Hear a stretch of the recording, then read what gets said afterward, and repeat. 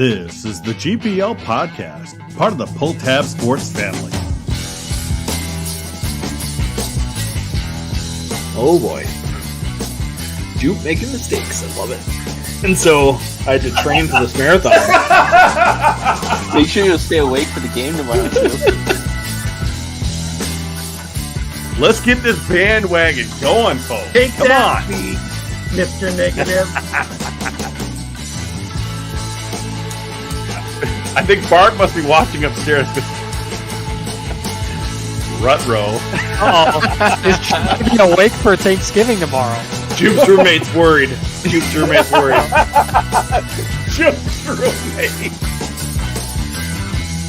Now, here's Jupiter and Vigo.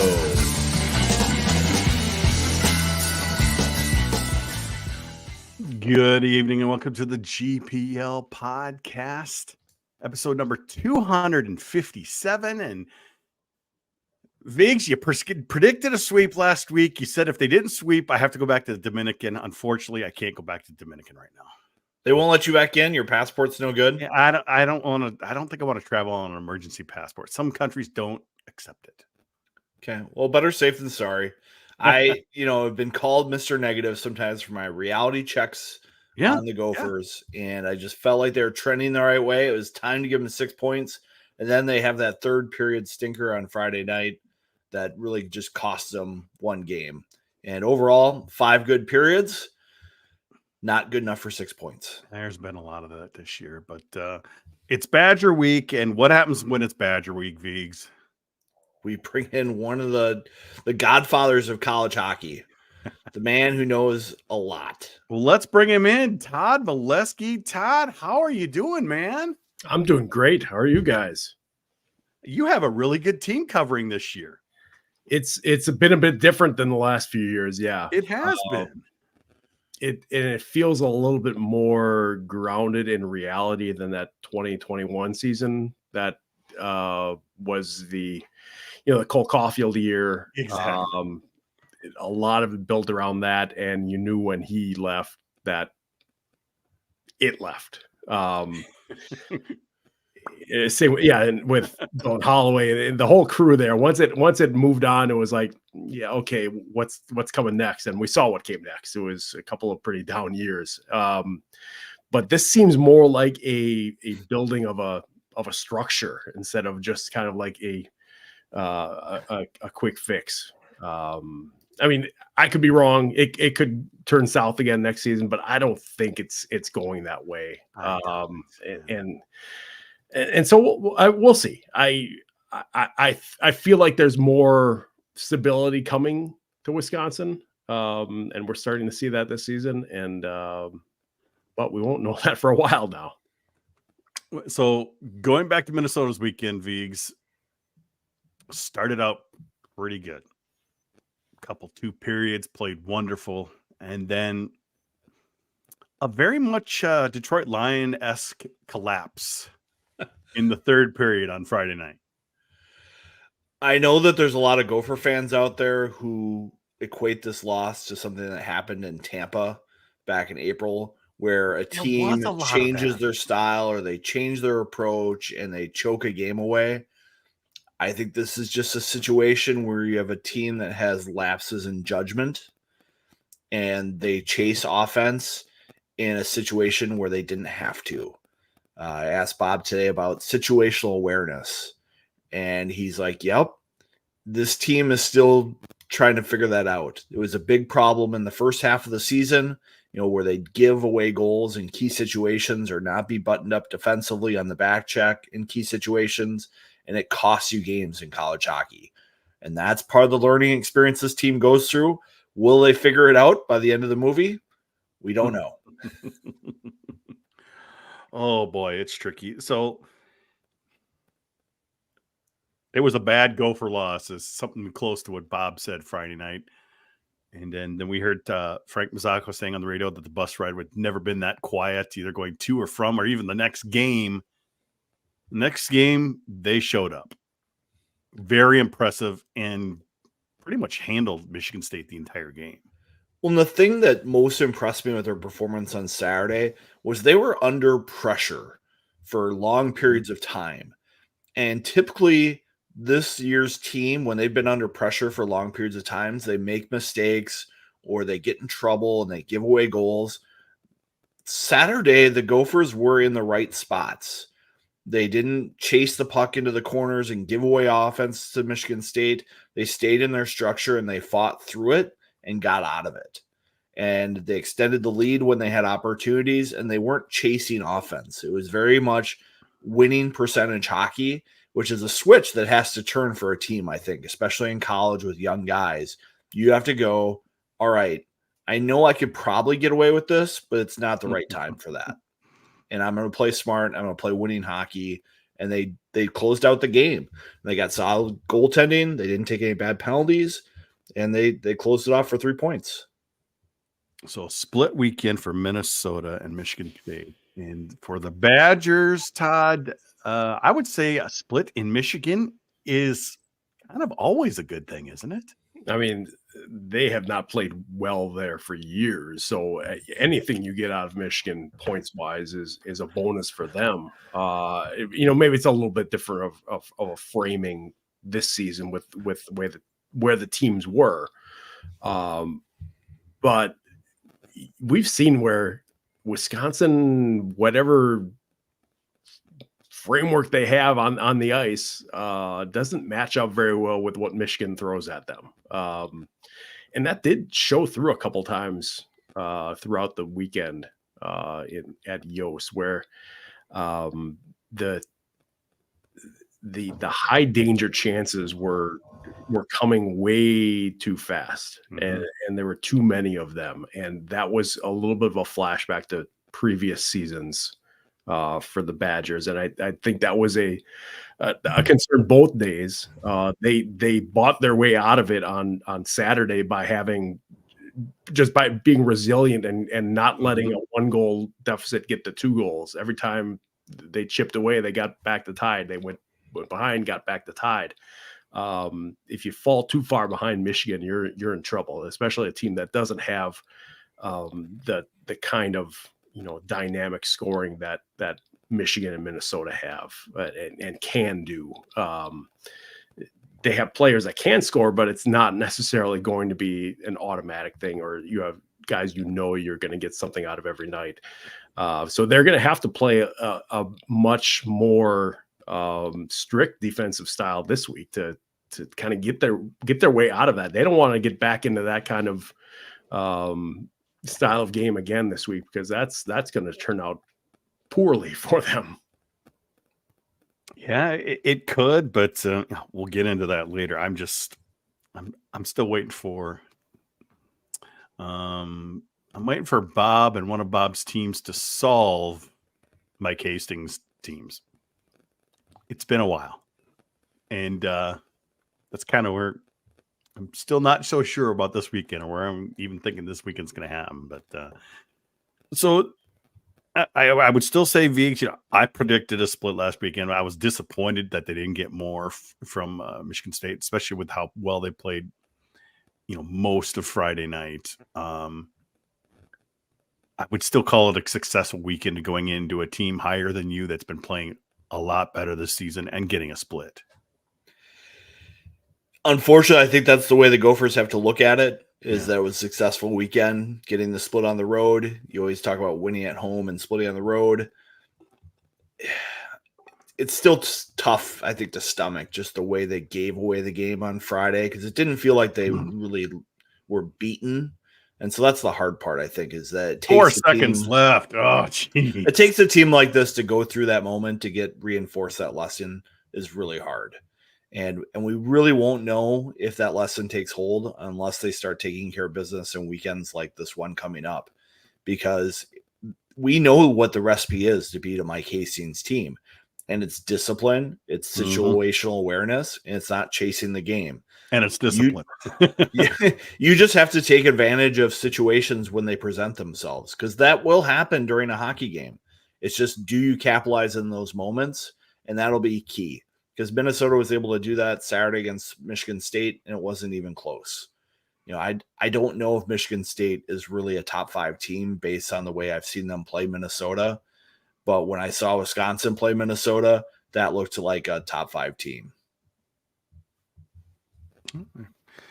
I don't think you're wrong there, Viggs. So, well, before we get, I got a couple topics I want to cover tonight. But first, we need to talk about our sponsors, Viggs. And, of course, Cub Foods is one of our sponsors now. And they're always great for me. I always talk about them a lot. But tell us about it. Yeah, we love Cub. They're a part of Minnesota sports right now. They're on PJ Flex headset. They're sponsoring our podcast. They sponsor Pull Tab Sports, Wild on 7th, all that stuff. It's great. And, when you go to a grocery store, you want something local, Cub's local. They're one of us. They get support, give back to the community, and they've got great stuff. If you want to order for pickup, you can do that. If you want to stop and get your groceries and get some liquor, beer, wine, THC products, they got it as well. So there's lots of Cubs around the metro. Find one you like and stop in there. Definitely. We definitely appreciate Cub being one of our sponsors, but also one of our sponsors is Duke Cannon. And this is one of my favorites right here. Jake Middleton here, Director of Hair and Hygiene for the Minnesota Wild. How did I get this important role with the team, you ask? I'd like to think it was because of hard work, but the truth is, I run hot. Yep, I'm a sweater. In my role as Director of Hair and Hygiene, I'm sort of like a player coach. Let me pull out the grease board here. Well, it's not actually a grease board, because there is nothing dirty about Duke Cannon. How do I help the guys stay squeaky clean? Helpful reminders. It's simple. Tarps off, Duke Cannon on. Say it with me. Tarps off, Duke Cannon on. Tarps off, Duke Cannon on. Pick the scent that suits you. Sawtooth. Thick body wash. Extra thick. And my favorite, Midnight Swim. Tarps off, Duke Cannon on. Duke Cannon. Work harder, smell better. Of course, we thank Duke Cannon and Cub for being sponsors of the GPL podcast. Back with Todd here. Oh boy, we're hearing a lot of complaints this week, Todd. What is the deal with TV and the Badgers and all that stuff? I mean, why can't Fox 9 here in the cities or pick up a simulcast or something? Oh, all right, boy. Well, let's strip away the layers here, right? Because this is a multi-layered issue. Bingo. To the heart of it, if a game's not picked for BTN, if it's not going to ESPN, which it wouldn't be right now, or FS1, one of the other linear TV stations that covers a national platform, it goes to BTN Plus. However, the teams themselves can choose to make deals with local stations, a la Fox 9 has, Minnesota has with Fox 9. Mm-hmm. Those games are produced by a company that's actually based here near Madison, Rush Media. They do the production of them, but they get paid by the University of Minnesota to do the production of them. This all comes at a cost. This is not cheap to put on a hockey broadcast. You are correct. It can correct. be done cheaply, but you know it when it is, a la some of the Big Ten plus broadcasts we've seen. Ohio State. If you want multi-cameras, if you want a lot of cameras around the building, you have to pay for the cameras, you have to pay for the operators, you have to pay for the production, you have to pay for the wiring, you have to pay for all of these things. It all adds up. And if you're not able to sell sponsorship for it, who's paying for it? It's the school. And so here at Wisconsin, they had a deal with Bally Sport, first Fox Sports Wisconsin, Bally Sports Wisconsin after that point, when the name changed. That deal ran out after last season. And because Diamond Sports Group, which owns the Bally's networks, is in bankruptcy, they cannot sign new deals. So even if Wisconsin wanted to make an arrangement with Bally's to put their games on TV, they couldn't. So that cut that off right away. Then you go into is there an opportunity like Fox 9 has in the Twin Cities with a local station here in Madison. Nothing really developed. From what I heard, there was no interest in that, no interest in absorbing that cost to put on those games. And so you're left with having a BTN plus, Big Ten plus, whatever we call it now, broadcast using student announcers, and I believe mostly a student crew. There is some crossover between the production crew that runs cameras for the video board in the Kohl Center. That some of it gets used by both. I believe it can be used by both. I don't know how often that happens, but it's not a great situation, obviously, for growing the game. Exactly. We understand that the future is streaming. That this is not something we can just ignore and think it'll change and it'll be different a year from now. No, this is the way it's going. Mm-hmm. It has however many Big Ten men's basketball games and football games, and that's the way it's going to go to be able to pay for all of these costs. Is that they need you to pay more than the $1 a month they're getting out of your cable bill or satellite bill. So this is the way it's going. I can hope, and I think we can all hope, that at some point there will be a better product across the board in the Big Ten. But we're not there yet. Thank goodness we have opportunities or arrangements like Minnesota has with Fox 9 to have real high quality broadcasts, and the Notre Dame broadcasts on Peacock are really high quality too. That's a TV quality broadcast, just happens to be on Peacock. And so there's a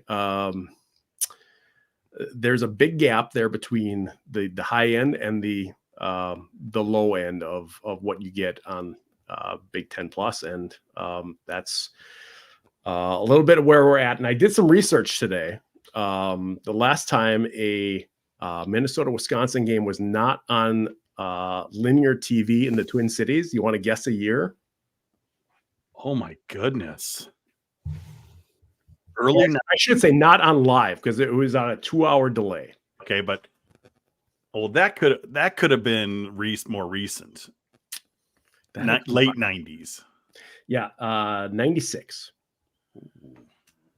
February of 96 here in Madison. There was all same thing for the series earlier that season in the Twin Cities too. Gopher basketball was on MSC at 7, and hockey got kicked at 9 o'clock. So do we know the last time it wasn't televised, period? Well, the digital records still go back. Yeah, no, I can't go that far, because at least the games at Wisconsin always would have been on the tape delay broadcast through public television, home games. So Paul Braun, that whole crew. Yeah, who by the way is back doing. He's starting this week as radio announcer for the women's hockey team. Really? So it's a great story. Paul is a wonderful guy. Was out of broadcasting for a long time, and out of hockey broadcast, play-by-play broadcasting for a long time.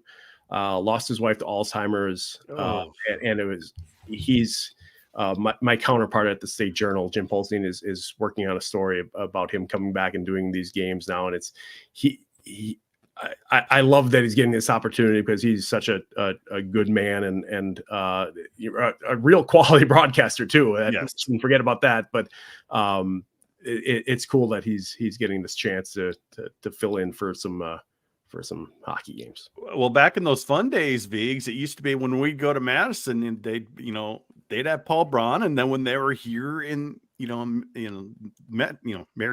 it'd be Frank Mazzacco, and then we'd get Wooger in there, and who was the Wisconsin guy?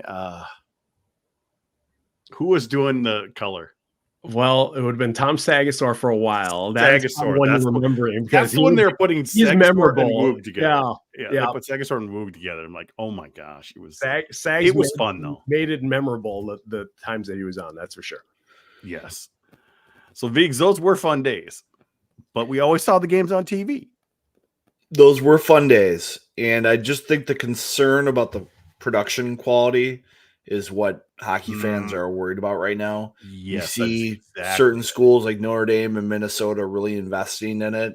And then the flip side is the Ohio State, the Michigan State, Michigan, not so much. I feel like the Penn State games have been okay that I've seen. And then Wisconsin's been all over the board. Like some have been great, some have been pretty on the low end. So I would think a conference like the Big Ten could set some expectations for standards for how to move forward here, but it's definitely a concern for the fans, and we're going to hear about it all weekend, I'm sure. Well, and it is a student thing. Maybe more broadcasts will bring more, like you said, more attention to it. Maybe more money gets put into those schools for the. I mean, you look at St. Cloud, Vigs, they've been doing a wonderful job for years, putting out great producers, directors, audio people. I mean, just all over the place through their broadcast program. There's no reason why some of these Big Ten schools can't do the same. You'd think so. St. Cloud, a lot of people there want to get into broadcasting, and they get really passionate about their product, and they take care with what they put out there. I did hear a note from one of our listeners that the Michigan State crew felt like a SNL skit of like a student broadcast, and it was almost unintentionally funny at times. But it's good feedback for those students to learn and like really pay attention to what they're doing and take a little pride. And get better the next time. And that's just it. The more you do it, the better you get. Yeah, I hope. Just like our first podcast. I hope that's what's happening behind the scenes. Yes. Right? Yeah, we can only hope. But like you said, Todd, it's the future. More of it's coming. Yeah, what I'd like to see, and this is again one of these like wish list things that'll probably never happen, is the opportunity to choose which audio you're hearing with the video, because I hear last week I didn't go to Michigan, so I was watching the BTN Plus stream, and I had on the radio broadcast of Brian Posick, and trying to sync that up, and so I wasn't hearing things a minute apart from the live radio. I got rid of the actual over the air radio and went to the stream of the audio because that was a little closer, and then hit pause on the video until I could kind of match it up. And it's 2024. We shouldn't have to do those kind of things. Let's get the radio broadcast because around the Big Ten, those are the highest quality broadcasters we have. The ones that know those teams the best are the home radio announcers. Let's get them to be part of it. And I'm sure there's got to be a compensation part of the equation there for them. But, I don't know that we have to overdo the broadcasting, in terms of the number of actual broadcasts we have out of a game, when if there are two already happening that are going to radio, let's have those be options. And Vigs, I've actually seen in previous years, I mean, even last year, like the Michigan BTN Plus games at home was their radio crew, a much more experienced crew, and did a great job. But students don't have to get paid to do a lot of this stuff. If you take a radio crew and all of a sudden, hey, we're on radio and TV, we need to get paid more. It's a difference from being maybe a professional than an amateur or student, Vigs? Yeah, I'm not going to be the expert on this. I don't know how the budgets are going to work out. I want the students to have the opportunity to get that experience and get that exposure. It's just you want to have a professor that's helping them along and really being firm with them about what the product they're putting out. Well, it's just one of those interesting things it's kind of coming to a head this weekend since no regular TV, so it'll be interesting. It doesn't bother me. Vigo, you told me to embrace the streaming a couple years ago, and I totally have, so I enjoy it. Another thing I wanted to get into here, Todd, are your thoughts on the NCAA regional sites. And, you've got Brad Schlossman has a point of view. You got Adam Wodon, who's got another point of view. I'm guessing some people views in between. We're going to have both of them on the show at the end of February. But what are your thoughts on how we solve this regional issue? No one's ever going to be happy. I think we True. Accept that as one of the basic positions here.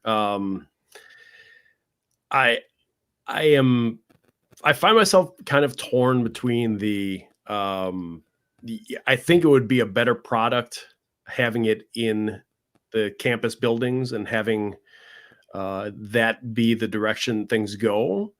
But I don't know if I don't know. I should say the overall product it would be better, but what we'd have to give up as a college hockey body to get there. And I say that in a couple of things in scheduling, because I think we're talking about a 3-week or adding an extra week to the NCAA tournament, or taking away the week off in between the regionals, what is now the regionals and the Frozen Four. And also, we're talking about TV. We're talking about streaming just a few minutes ago. We're looking at having to get then 8 different sites covered on one weekend. If it goes to the way that I think it would be going to, where you're having the top 8 seeds host the first round, then moving into then the 4 top remaining seeds after that hosting the next round. That becomes difficult, not impossible, but difficult, especially that time of the year to get production done at 8 different sites when you also have NCAA basketball, men's basketball, women's basketball, NIT, women's NIT, all these other tournaments that are all kind of trying to get productions done. I feel like it should be able to happen. I just don't have enough knowledge to know that it can happen at a high enough level that we wouldn't then be complaining about, well, this TV broadcast is so terrible. It used to be better than this. Now we're onto that complaint. So going into it, knowing that we're never going to make everyone happy is, I think, the best way of looking at this. But we can definitely make some improvements. I feel like if it does go to campus sites, and I don't know that there's I know there's demand for that around college hockey. I don't know if there's enough demand to push it through. And really, it's about if there's enough demand on the East Coast feeds. It is going to come down to that, and I do think there's some disingenuous arguments being made about neutrality and that the system works now and why go back being made out there. And I always go, what's the most important thing to the tournament? And I think it's a great experience for the fans, for the players, for everybody who's watching it. I think that's the number one key. And I think maintaining a neutral site doesn't really help make it a great experience for everyone. Mm-hmm. You hear all kinds of college hockey players, would they rather play in an empty building or in a building filled of the opposing team's fans? They would pick a full building of people booing them every time. That's an atmosphere that people can get into and get up for. And I just think for the biggest games of the year, you want that atmosphere. And then when you compare it with making money by selling more tickets, like Mike Cross from Penn State documented, that's a win. You look at every other tournament run by the NCAA at a high level, and making money and putting together a great atmosphere definitely seems to be higher priority than neutral sites. I mean, you look at what's going to happen with the college football playoff. Where are those first round games being played? Campus sites. And that's big time college football, where you have football coaches making $100 million contracts based on getting into those games. They're trying to create a big atmosphere. Why does basketball do all these regionals? It's because CBS pays billions of dollars for the broadcast rights, and they want the easiest, best TV product. That's why that tournament is run that way. You look at volleyball, there's campus sites. Women's basketball, campus sites. All those smaller sports, campus sites, because it gets you a better atmosphere and it works. So why we hold our feet to the fire that we have to do this neutral site thing when we bend over backwards to figure out how to get people to bid to host it? What do we do with the hosts when they make the tournament and they're not a 1 or 2 seed? We don't have enough buildings out west, so they're going to play in a 2,500 seat arena. What are we doing? Yeah. What are we doing? We that kind of got around, we didn't really know that until that Maryland Heights, Missouri is 2,500 seats. I believe it's closer to 3,000, but your point stands. Oh, wow. Okay. Yeah. Standing room seats room seats get us to 3. Plus actually, media. I think it is because they have one of those like party areas. Oh, wow. Yeah, that'll make great.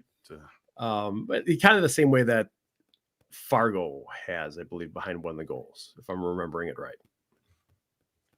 Yeah, but that's still a much bigger arena. It is a bigger arena. It's more like 5. And it's this. It came to my attention a couple of years ago when that building opened, and I think the Wisconsin women's team was one of the first teams to play in there the first weekend. And so I wasn't there, but I was watching on the stream, and it was like, wait, this is a regional site then in a couple of years, huh?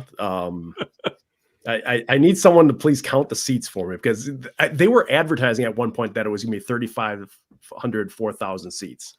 And that did not line up with what I saw on the video those couple of days. And so I don't know exactly what the number is, or what the final number is, but what I was told at some point was that they were thinking it was 3,000 seats. It's not going to be 5,000 like the regulations say is the minimum number of seats required.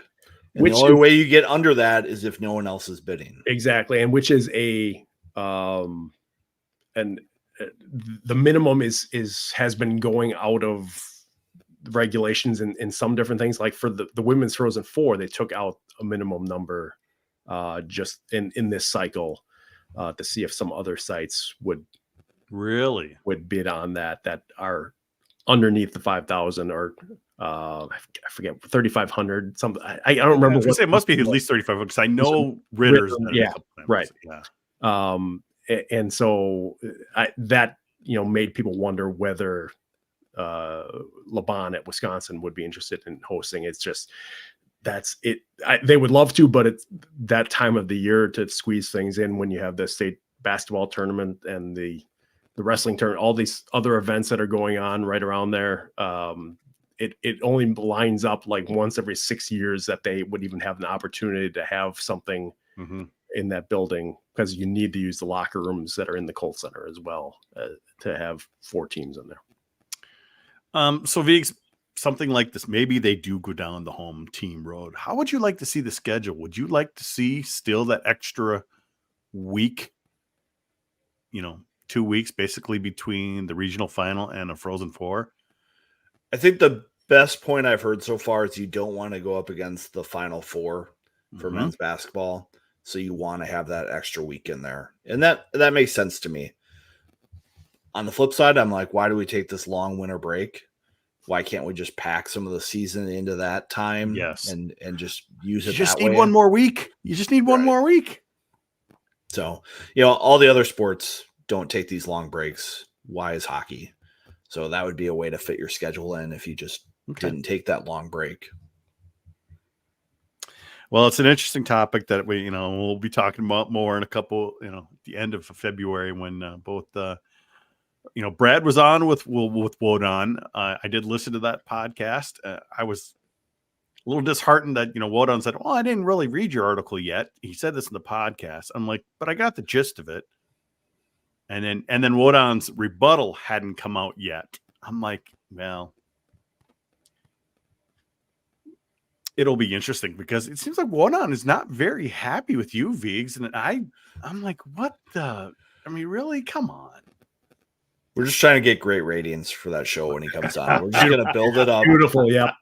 We're just going to build it up. I'm not going to comment on social media about it. I want him to see me face to face. And maybe he'll listen to this one and he'll get some more of my talking points. We'll see. I know that he had Ram Pecknold on this week on his podcast, and they talked about it.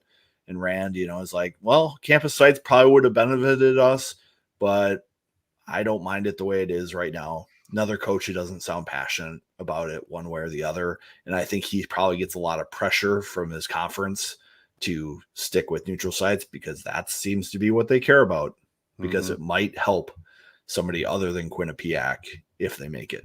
They're probably just getting one bid this year, though. Yeah, it's not about growing the game. It's not what's better for the game. It's what's better for our team, our conference. And I don't like that argument. I don't think that's a good place to start your stance from. But isn't that the way college hockey has gone in the last 15 years?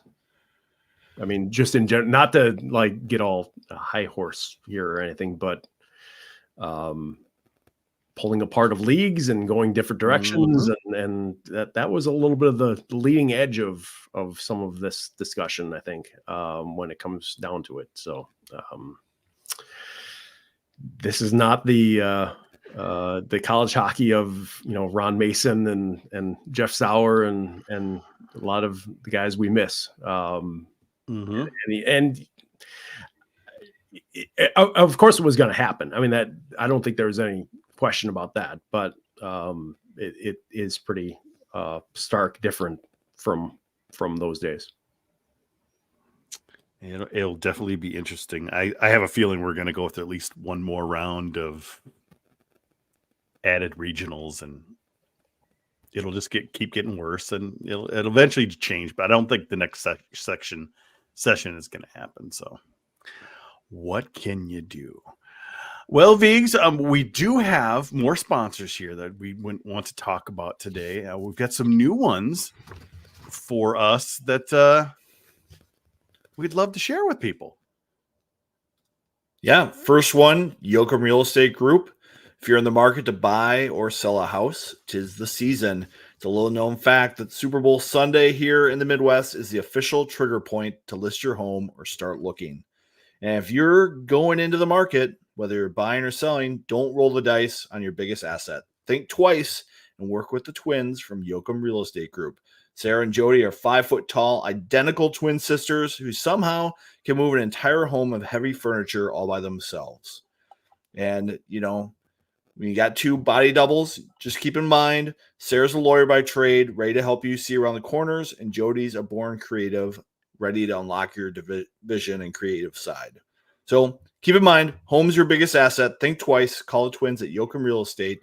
Visit yoakumrealestategroup.com for more info. That sounds like quite the combo, Vigs. Quite the combo indeed. Yeah, they've been helping out Pull Tab Sports, and I know John King likes this group, so check them out if you're looking at buying or selling. But we've also got some insurance too. Will Anderson. Yeah, former Gopher, Will Anderson. Yeah. You might have to dig deep in the archives to find him, according to sources. But you should close your eyes and think of your insurance agent.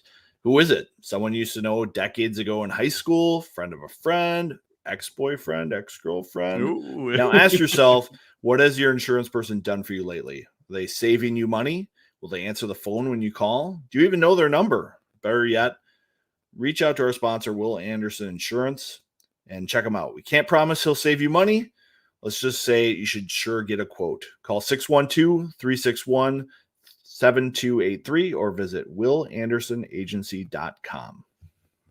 And we thank Will Anderson and Yoakum Realty for being new sponsors of the GPL podcast. So that's great.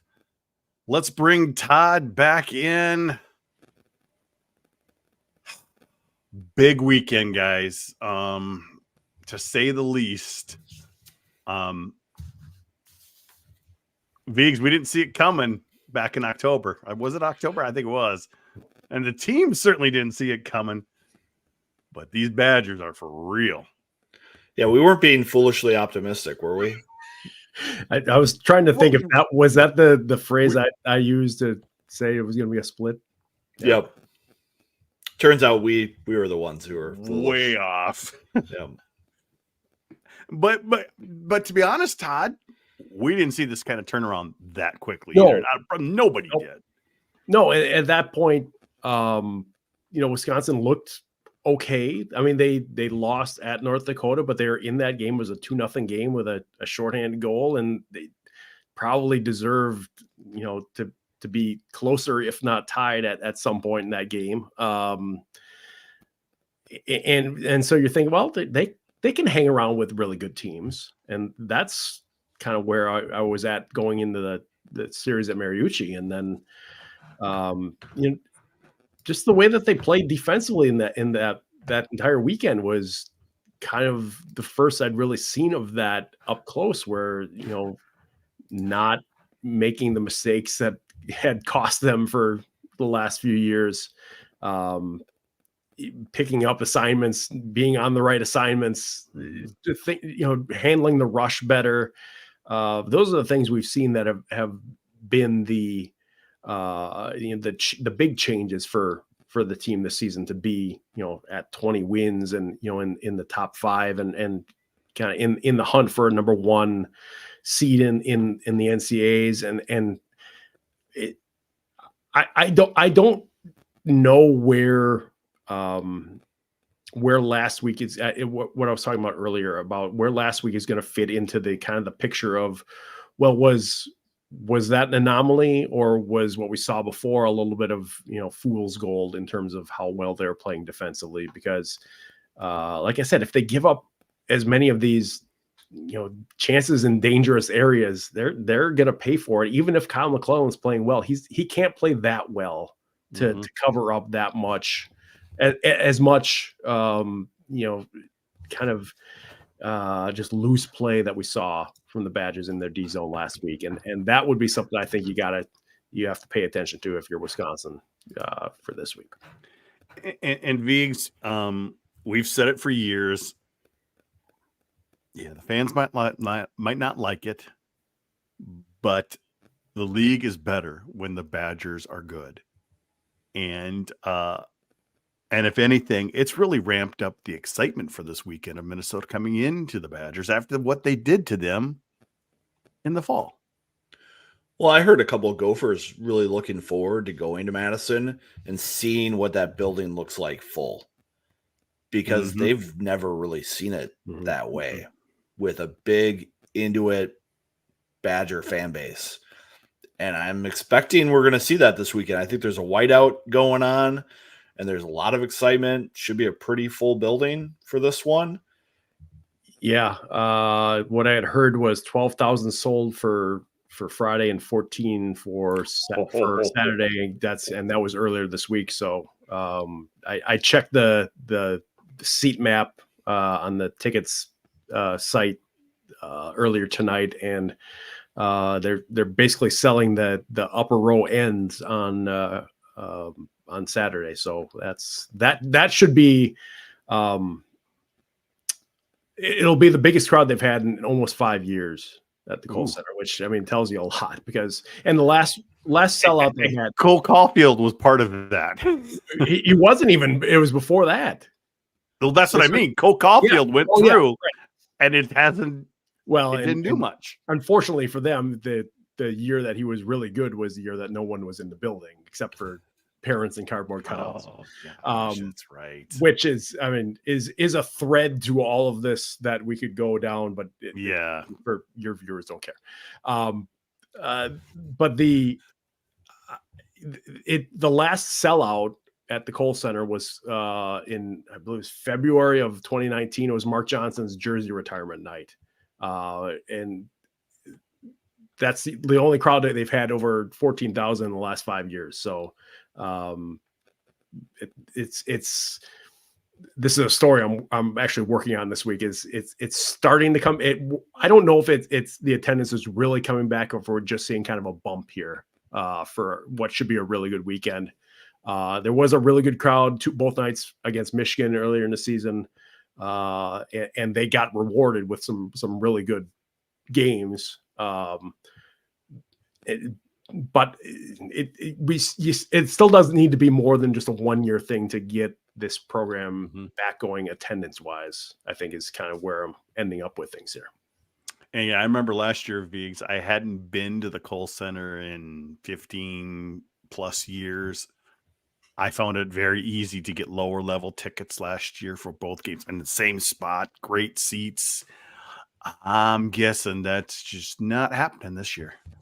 Probably not. No. And I think the Gophers are ready for a big series. You just tell from the attitude the players are giving in media this week that, they're trying to build on their team right now. They were disappointed with how they finished Friday. They took care of business on Saturday. A lot of the players said that their preparation and just their attitude getting ready for the game was something they really paid attention to. And the leaders are trying to do that this week headed into Madison, not just get in the free flow of riding the bus, get in the hotel, get in the rink, go back to the hotel, show up for the game, play the game. They want to be focused and dialed in. And I think for Minnesota to be successful, that's something they're going to have to do, because Mike Hastings really puts in a tough structure to play against. And I think it's really benefiting McClellan this year in goal. He's putting together some really good numbers. I do wonder if that's the Hastings system protecting him as opposed to him playing really, really well. Because I've heard some college hockey people talking about, the great numbers, he must be playing great. I watched a lot of Minnesota State games over the years where Dryden McKay was in that and he was getting hyped up. And I'm just like, I don't see it. He gets easy saves. No one's dangerous against him. No one's moving the puck across the slot and getting dangerous shots off. He can just face every shooter, challenge him top of the crease, and make the save. I don't know if McClellan can do that this year. He hasn't done it in the past, definitely not last year, but it's up to Minnesota to put that pressure on him and figure it out. Is there something still in the Gophers' heads, though, about a Mike Hastings team? Because they've all experienced it and haven't been able to beat them. Well, I think from the Minnesota perspective, it's just frustration and lack of patience. And it's almost like the moxie that you can outskill a Hastings team. And that's not really what's going to work. And I feel like Bob has a different attitude in his lineup that's not going to happen. The way Minnesota is getting in trouble this year is chasing offense. It's not necessarily making bad decisions at the blue lines or making bad decisions on exits. It's putting 4 players below the dots, trying to chase a rebound or a rush, or trying to chase pucks on the power play where you just leave one player back and all of a sudden you have a shorthand rush going the other way. Those are the mistakes they're making. It's not the maverick mistakes that are costing odd man rushes and stuff in transition. So it's a little bit different, I think. Got our guy Taylor Kearns, who we like to call Mote, wants to know, Todd, how was writing stories this year versus the last few years? Well, I guess last year you even got pulled off the beat. So I was going to say that they're about hockey this year, which is something I feel like I know, as opposed to basketball, which I was covering at this point last year. So that's a big bonus for me, that back covering hockey, and I try not to take that for granted. So it's a little bit different because this coaching staff is a lot more tightly controlled on who gets to see what. Tony Granato's staff is basically doors open, come on in. He didn't go into the locker room or anything like that, but you wanted to come and see practice, come on in. Whereas now we don't get to see practice. We have 1 day of media availability a week, kind of like the Gophers have. It's a little more difficult to get to know people well that way. So, fortunately I have some relationships built up from the last few years, but, getting to know the assistant coaches has been a little bit of a challenge because I don't see them very often. If they're not coming in to talk to us in the media room, and it's kind of like I stop and try and chat with them for a couple minutes in the hallway. But it's a little bit different that way. So it's a little bit more of a challenge to get in some of the details of things that we don't get to see as much of. But I should say that Mike Hastings is really good to work with. I mean, they lost 5-1 Friday night, and he was on the phone with me, 15 minutes after the game, and just being honest and being, not, he could have, just said, forget it, I'm not calling tonight, but he did that. And so I appreciate that. And I think he's, he's in a different situation, than he was in Mankato, obviously, in terms of just visibility. There's, the availability. There's, 3 TV stations that show up. There's 2 newspapers, a radio station. It's, there's a lot more faces around than I guess on a consistent basis than there probably was in Mankato. And he's dealing with trying to figure out who everyone is still around Madison. So who are the people he has to make sure to pay attention to in terms of donors and sponsors and NIL, people in NIL and all this kind of stuff that's evolving. And so he's it seems like he's doing a pretty good job of kind of managing all of those other areas you need to be in as a college coach. All right, let's get into some predictions here, Viggs. You've been preaching discipline. That's going to be key this weekend. How does it turn out at the end of the game on Saturday? Where are we sitting? This is going to be a tough series, I think, for Minnesota, just because the way Wisconsin played against Michigan last weekend, I think allows Mike Hastings to get their attention. And I think the way Minnesota played against Michigan State gives Bob Motzko the ability to get the Gophers' attention. So you're going to have 2 teams that are going to be real dialed in on what they're supposed to execute in a hockey game. And I'm worried that Minnesota is going to go through one of those stretches where they're almost too patient and they're too on their heels. And Wisconsin, if they get the Mike Hastings coaching that I know he can deliver, they're going to take advantage of that. And they're going to press and they're going to get out to a lead. And then Minnesota's going to be chasing. And I think that's how Friday night's going to go. And Wisconsin's going to get 3 points. And I think it's going to be flipped a little bit on Saturday because that's just what happens in college athletics is young kids, when they win, they don't pay as much attention to the details. And the team that loses has a little bit more. And Minnesota's definitely got the talent to score goals. I think we'll see a split. All right, Todd, what are you thinking? Well, Vigo kind of took my stole my thunder there because that's pretty much exactly what I was going to say. Is that I feel like we've been doing this for a while, Todd. Yeah. The Friday night to me feels like a night that we're going to see a lot of what's been drilled into Wisconsin this week in terms of D-zone coverages and being aware a little bit better than they were last week and having more structure and all these things that at the start of the year were being hammered in over and over again. We're probably being hammered in over and over again all of this week. So I feel like that's going to make it a probably a lower scoring game on Friday that I feel like the Badgers have a better chance of winning. But then Saturday, you're at a point in the season now where we're in the last 5 weeks and you get to see some desperation in teams where when you're talking about, okay, Minnesota's in a decent pairwise position, but not great. Yeah, exactly. Yeah.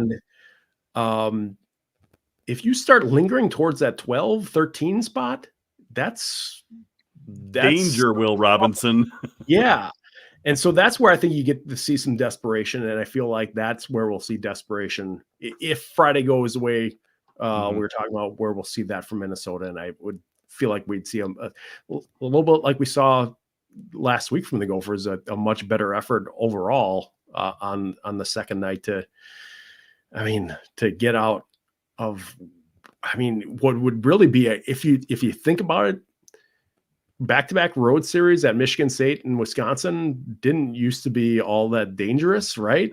But now you're talking about as the number 1 and number 2 teams in the conference the back. If you get out of that with down, you're probably doing all right, even if it might not help catch up anywhere getting closer to first place, but it does you okay in the big picture. And I think it just solidifies yourself in the pairwise. Yeah. If you can split against teams like Michigan State and Wisconsin, the way the numbers are looking, that's going to help your team down the road, especially, with Minnesota playing on the road this weekend. That always helps in the pairwise rankings. So important. I'm going to be a little more positive than you, Viggs. I'm going to say 4 points for Minnesota. Wisconsin wins in overtime Friday night. And Gophers win regulation on Saturday. Can I throw something else in here? First, you guys, I don't know if you saw this. Last time these two teams were both ranked in the top 10 for a border battle series in the regular season. All the road teams won, didn't it? Correct. Oh yeah, I thought I saw you tweet that. A certain number 26.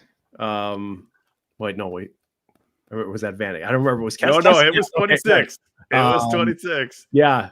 Take that, you stinking Badgers. on the second game of that series here at the Kohl Center. Yeah, I was at that game. That was enjoyable.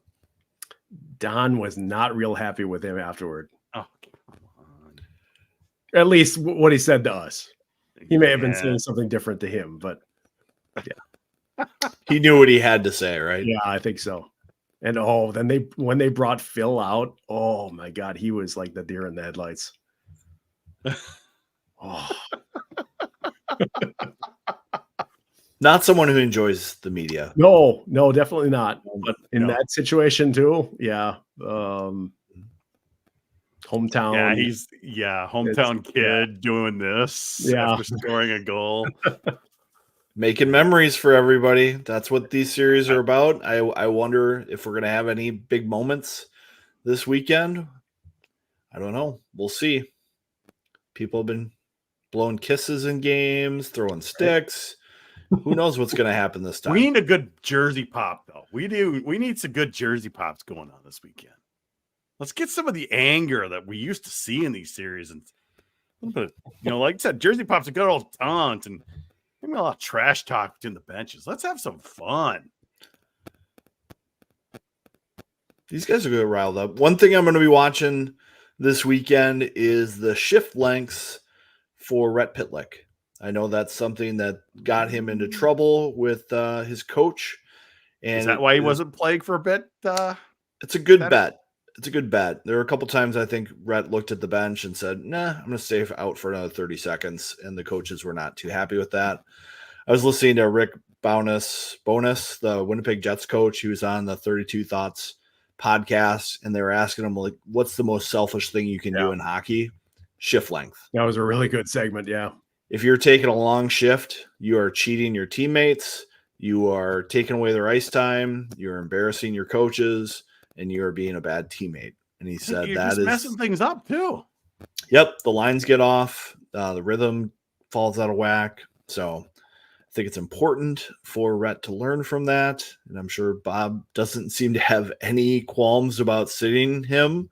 There's other players that seem to have the manila envelope or something to stay out of the doghouse. Take his place on the first line? Yeah, who knows? But Bob and Rhett seem to have their issues, so we'll see what happens there this weekend. I'm sure he'll be prompt on his line changes because that line has been very explosive this year. Oliver Moore has really stepped up his game the last couple weeks. I think you'll see some articles on him from other journalists in the Twin Cities. And, of course, Jimmy Snugger continues to do what he does, which is shoot the puck. And he'll probably get 25 shots this weekend. All right. So what are you working on right now, Todd, for this weekend? For this weekend, like I mentioned, I talked to some people about attendance and talked to the athletic director who hired Mike Hastings and could probably be taking a victory lap right around now. He didn't do that much of it, but just about where things are at. That it's happened a lot faster than anyone thought. But then again, that attendance still does need to has a way to go because this is all in context too, because Wisconsin's still going to end up as the number 3 team in college hockey in terms of attendance because it has that big of a building. It's it's not like a lot of the schools out east where you have a 3,000 seat building and you get 2,500 and you're happy with it. That would be a little bit different here. But that when you're talking about that, 15 years ago, the average was 14,000. And now that you're talking about 8,800 being the average, it's a lot off from that. I don't think we'll ever get back to that era. I mean, that was a different era in a lot of ways for a lot of different things. But, if they can get consistently over 10,000, that would be, I think, a good thing for them. Well, thanks for joining us, Todd. Your 15th appearance. Of course, anytime. I am happy to be here whenever you guys need me. It would have been a little more if you wouldn't have gotten pushed over to B-ball. I will never forget that I was covering Wisconsin at Penn State basketball that night, and I got done writing and I looked at the clock. I'm like, can I weasel my way into an appearance? You could have. I think it was message. I would have got you. It was a late game. I think it started 9 Eastern, and so at that point it was like 11:30. I'm like, they're probably done by now. I can't get down on this. Well, we appreciate it. You're our number one guy now. I mean, you're a couple ahead of Cappy and a little more ahead of Frank Mazzacco. So let's keep it going, kid. Let's keep it going. I take that as an honor. Well, that's great. So that's going to do it for this episode of the GPL podcast.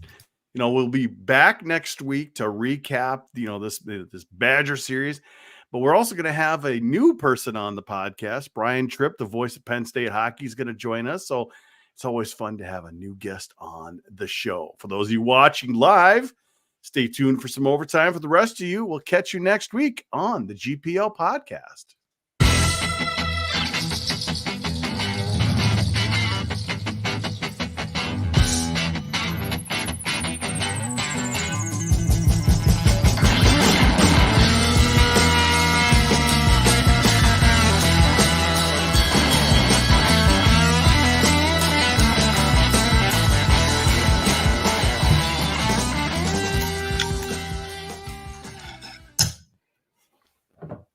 All right, Viggs, what do you got this week? So in honor of the Gophers heading across town, this is Lift Bridge. So out of Stillwater. It says the Cold War is over on here, but I don't know. It might be heating up. Here between Minnesota and Wisconsin. This is probably the most underrated barrel-aged Imperial Stout in the state. I love to drink that. Wow, is that syrup? Yeah, it's thick. It's thick. So cheers, everyone. Thanks, Todd. Salud. This is from 2018, by the way. So it's 6 years old, maybe. Very nice. Very nice. Oh, boy. Well, it's going to be an interesting weekend. I'm looking forward to it. And I really don't care about the TV. I've got BTN Plus. We've been telling people, get BTN Plus. Shut up. Stop complaining. I just don't know who's on the broadcast, who does. I was just going to ask, yeah. Yeah, I don't know. As far as I haven't looked at a lot of the home games because I've been at them. You're there. Yeah, but I believe it's all students doing the play-by-play in color. It'll be nice to get your photo of the puck drop and actually see. I know, right? Sea of fans, and it's never. I mean, I always feel a little bit bad because it always fills in from what it is at puck drop, right? No one's true. Yes, it does. Yeah, it's the same at Mariucci. You've got a crowd that's completely, going to be there in the next. They want to park at 6:45 and be in their seats at 7. Yeah, right. So yeah, but I it was funny earlier this year. I'd gotten so used to the smaller crowds at the Kohl Center that in between periods I was able to just kind of duck into the restroom quickly because there's no press box restrooms. You're out in the crowd, and so having to run out into the concourse and go, and there was a line. I was like, Damn. Yeah, I got it. 12-minute intermissions. What the Yeah, the shorter intermissions. That's the part that makes it even more of a challenge. Well, maybe when they shrink the rink, they can put in a bathroom too. Because I read that's coming, isn't it? Yeah, I think I read that in one of your articles. Not sure. They're not sure yet whether for 2024. Yeah, whether it's going to be this summer or the following summer, but it's one of those. And yeah, they're going all the way down to 85. So it's is it mostly because that lower bowl seating can be adjusted? Yeah, I mean, the way it is right now, the first row of seats at 97 wide is I should actually go measure it, but it's about 5 feet off the ground. Maybe not that, maybe 4 feet off the ground. So you can add another row and maybe even another one without having to go down with the rink like they did at Mariucci. That was one of the questions I had when they were talking about doing this at the Kohl Center was, what are you going to have to go down, in height where the rink is? And they said they didn't think so, but they weren't sure. They still had to do the modeling of, the sight lines and everything like that. Well, hopefully it improves the sight lines along the side. It's not going to change the sight lines much on the ends. Yeah, it should. I would think so, because it's still the same way. When you're up at the back of the top section, the top level, what you don't see is the near boards. The near boards. So having those be pushed in a little bit should eliminate. But on the ends, it's always been difficult to see the goal. Yeah. Yeah, that's that you can't do much about. Yeah, no, you really can't. Just got to pay more for your seat, right? I guess, yeah, or get them earlier. Right? And they're not expensive there. No, I think they did start. It was either this year or last year, doing the different prices for different opponents. So non-conference was but it still wasn't 20 or 25, 22. Most I think of it might have been like 28 for Minnesota last year, something like 25, and I think Minnesota and Michigan were 29 this year. So, yeah. Whereas it'd be like 70 here. Yeah. So the school district here in Madison uses the Kohl Center for graduations in June. And they had to pull the plug on that for this year because nobody knows for sure whether there will be a floor of the Kohl Center in June. So they moved their graduations to the Dane County Coliseum. So, which is fine because it's not like you're getting 10,000 people at graduations. No. That place would work just fine for it. Yes. And the same thing happened with Mariucci. We have a graduate this year in our family, so she gets to graduate at the Coliseum instead of at the Kohl Center. So, congratulations! I will make sure she knows all the Badger hockey history. Oh, hey, look, that's why they tumbled into the beer garden. You're lining up in the beer garden. You know what that was like? That's where the water bottle? Something about a water bottle. Exactly. Right. Carrie Eads ran right into the bench right here. Oh boy. Yeah, it's just a lot of excitement for this weekend. It's Vigs. It's been a while, even when they had Cole Caulfield and they were doing good. Obviously that was the COVID year, so it wasn't the same. So and that year was kind of a surprise too. And it wasn't really like a change. It's like all of a sudden Cole Caulfield was a lot better. And Dylan Holloway was a dominating center for them. And that just totally made their team different than it had been in the past. Once they left there, that was gone again. They had the puck more. They weren't giving up as many good chances because of it, because they had the puck in the other end more. That's all. Yeah. That's really what it comes So how do high school tournaments affect NCAA playoffs if they were to go back to home rinks? The high school tournament, always asking. Was it girls basketball or something? It's boys basketball, and so all right, it's different. This is the one year that is different than most years, because most years the state boys basketball tournament is in the weekend of the Big Ten championship. And so that has always been the reason why they moved back the selection show to Sunday night from it used to be Sunday morning, in case either Wisconsin or Ohio State had to host, because Ohio State, I think, has a similar issue with other things going on in their building. If they had to host the championship game, it would have to be the Sunday late morning, noonish. But this year that falls on the semifinal weekend, so they can play the semifinal on Sunday without having to interrupt anything like that. But yeah, most years it's the championship weekend. This year it's the semifinals, and that's not NCAA tournament. That's Big Ten tournament time. And we were talking about this before the show, but good old Jess Myers wants to know. That is stolen from Chicago. So they were throwing them away anyway. I took it on. Yeah, they're going in the recycling bin. Right.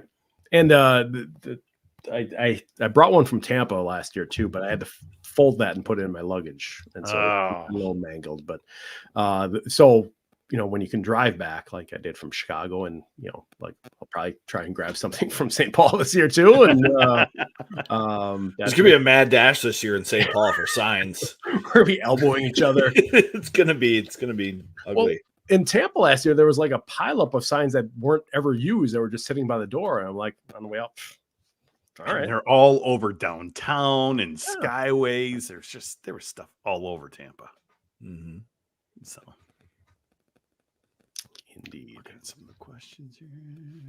So, Todd, on the media day, do you get to see any ice time stuff, or they lock that off? For men, women's. So you have no idea what they're doing out there, huh? Nope. Don't know who's out there. Don't know who's playing on what lines. Yeah, it's a. Do you know if he did that at Mankato when he said he did? Yeah, Shane Frederick is the only guy covering, really.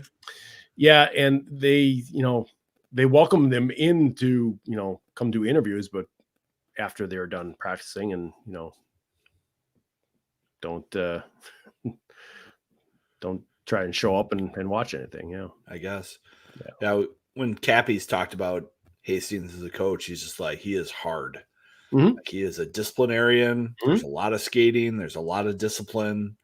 So I wonder if it's just a fuse box to keep him safe. He wants to, if he has to lay into a guy, he doesn't want it to be in front of the media. Yeah. Someone else. Yeah. Mm-hmm. And I get that. I respect that. I mean, and he knows that that's not the way it is, when these players move on to the next level, but they're not at that level right now. And so he's got his way of doing it. And it's hard to argue with the results of how it's worked for him. So, I don't love it, but I don't get a choice. So I'll take what I get and work with that. What did you guys think of the no goal last Saturday? At Michigan State. The Nelson going into the goalie? Yes. If it was called a goal on the ice, I think it stands. Mm-hmm. But when it's called a no goal, Nelson gets pushed, and he's on an outside edge. One skate. He's on his outside edge. Mm-hmm. It's hard to control yourself when you're on your outside edge. So does he do that so that it's easier for him to hit the goalie? He's like, oh, I got pushed. I'm on my outside edge. I'm not going to try my hardest to avoid him kind of situation. So I wasn't surprised that's the way they called it. Yeah. And what I had heard that went out to the Big Ten populace this week, coaches and administrators or whatever, was that the two sides of it were that he deviated from the course he was pushed on because he was on his edge. You could argue, but if he continued the way he was pushed, he would have gone into the goal instead of into the goalie. Yeah. And also that they felt like he had enough time do something else, to either stop or move out of the way, or to deviate somehow. So those two together with it being a no-go call on the ice was kind of how they ended up with what they did. But seeing it live, or seeing it the first replay and not seeing like the direction he was pushed and where he ended up, I thought that was going to end up being a goal, because at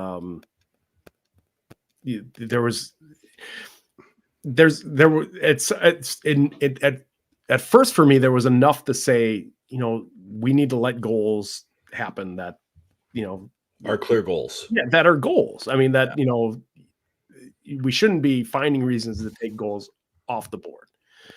But all that adding up and seeing that other angle of the direction he went, I could kind of see where it ended up where it did. I think if he goes on his inside edge and goes the other way, he doesn't come in close. But he also might push the net off too at that point. Right. If he's or be in the way of the puck or something. I think in his mind, he had made up his idea that he was going the other way, and it was just too late to change. Yeah. And he didn't make a big motion to change. I mean, was it forces, mass, and velocity? And Jackson's a big guy, so it's hard to change direction on that when you're pushed. So I could see it either way. Wasn't surprised. It was a no goal. So Jess is sending us all a text with an image of his banner that he stole. Bunch of thieves. Look at these guys stealing all this Frozen 4 gear. I've got a banner in the basement. I haven't found room for it yet. It's one of the big like corner banners that they used to have in the at the regionals that somebody here at Wisconsin, last time they had the regional in 2008 at the Kohl Center, said, "Hey, we don't need this anymore. You want it?" Yeah. Of course I want it. Arrest Jess. Hey, as a big national guy like you are, oh well, thank you. You're a big deal. When a show does all their coverage at the regionals and Frozen 4, you're a big guy, big deal. What's going on with these East teams? How good are they? BU had all this hype. Yeah, they get swept by BC, and it was last night too. Yeah, and that's a little.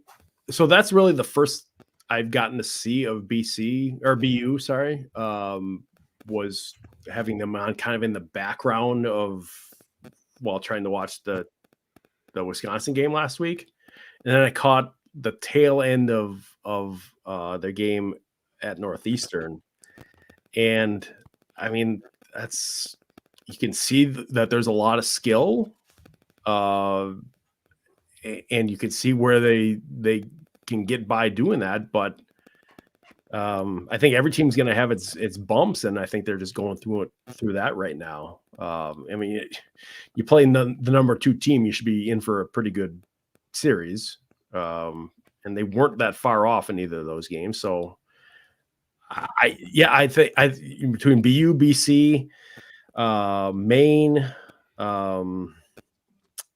Quinnipiac still in that? Quinnipiac's kind of hanging around that top end discussion, I think.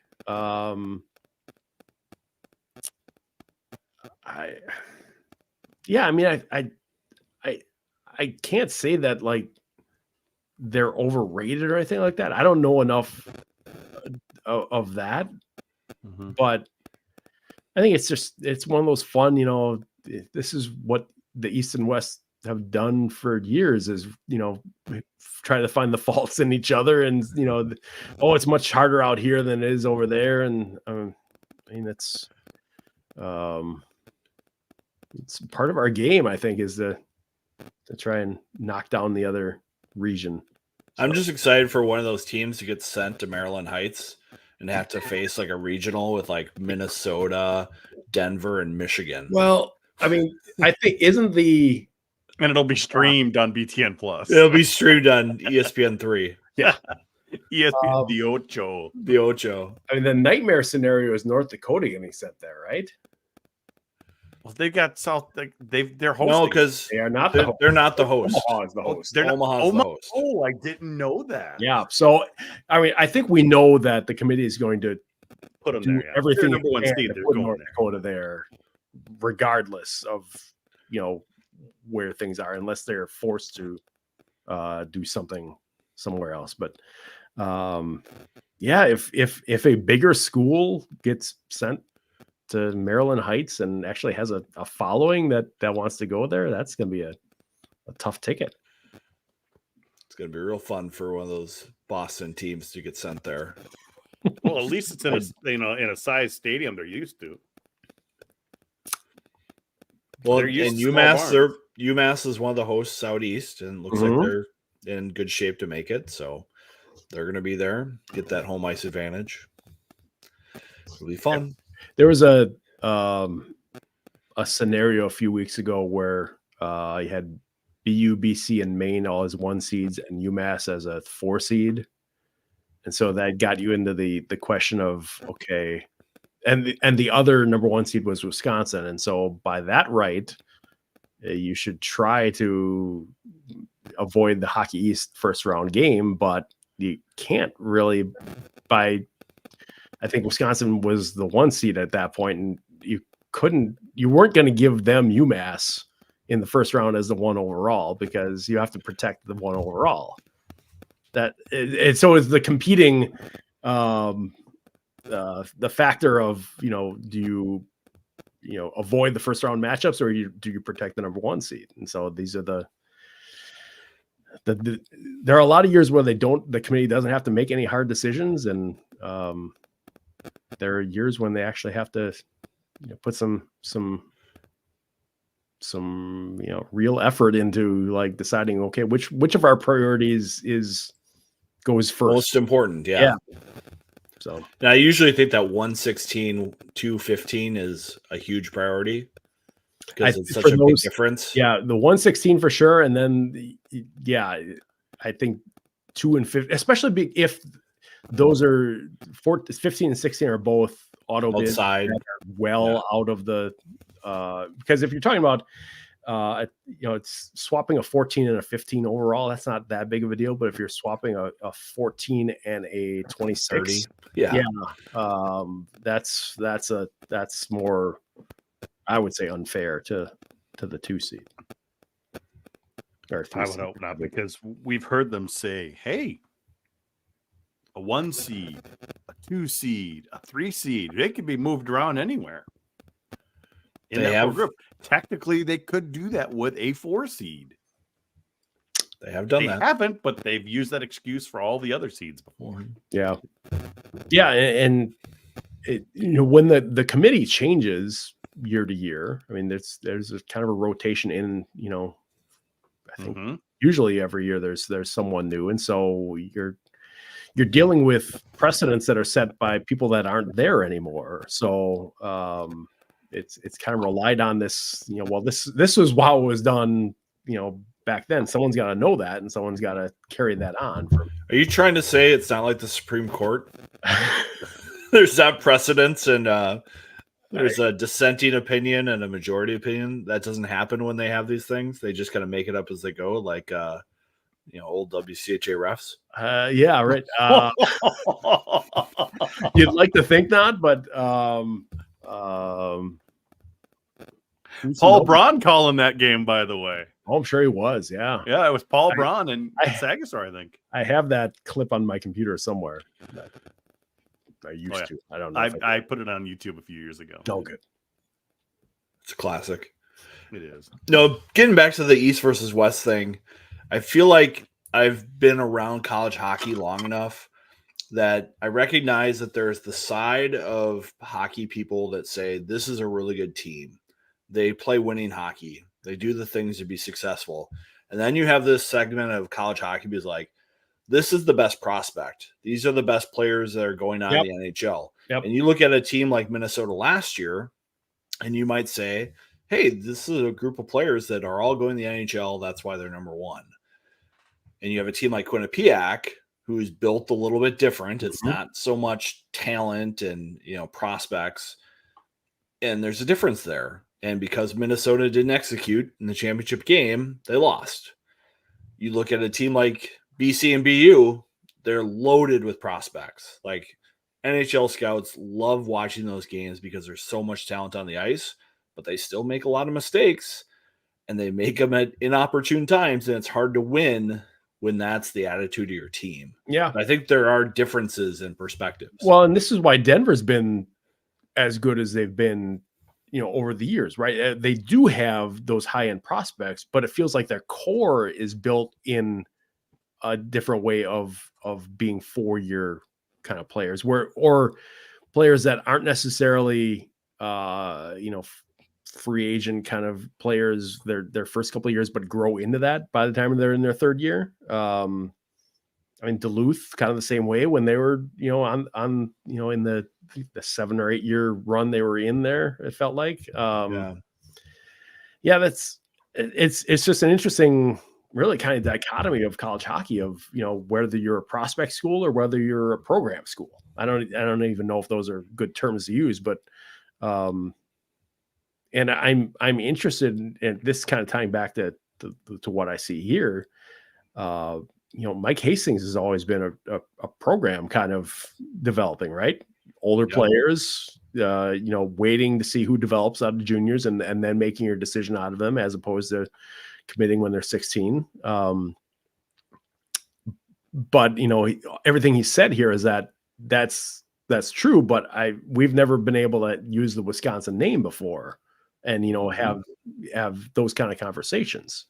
So, they're going to have here is really interesting for me to see over the next, 5 years, kind of where it ends up. Because right now they're in this is all Granato's team, really. All of the recruiting class was his, other than the transfers. So, but I think the transfers are what make this team click. I think if he just takes over the roster as Granato had it built, you're not seeing the success that they're having. The fact that he brings in basically, I think 4 players who are playing key roles. Celia and Fitzgerald are the ones that are really, because they stabilized down the middle. I mean, they were really thin or just, didn't have a lot of quality at center in the last few years.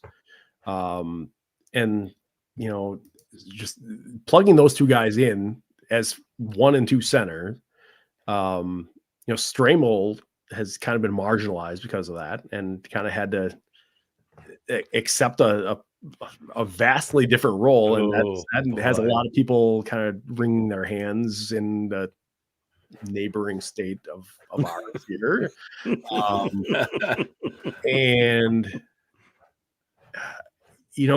So I think you're right that was those. I think those 2 guys were